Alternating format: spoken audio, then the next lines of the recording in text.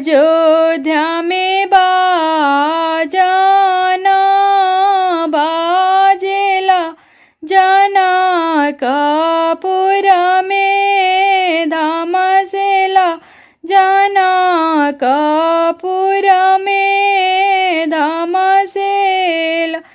किया रे बाजन बाजेला दशरथ ससुर के दुआरा, कोसिला सासु के आंगन, कोसिला सासु के आंगन।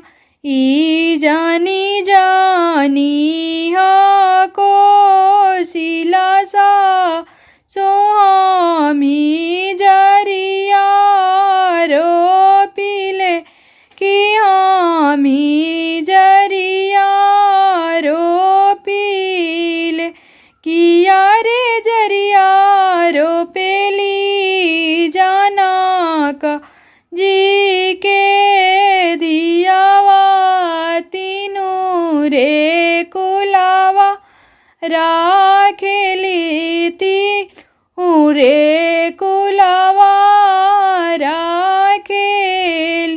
किया रे जरिया रोपेली जनक जी के दियावा, तीनू रे कुलावा राखेली, तीनू रे कुलावा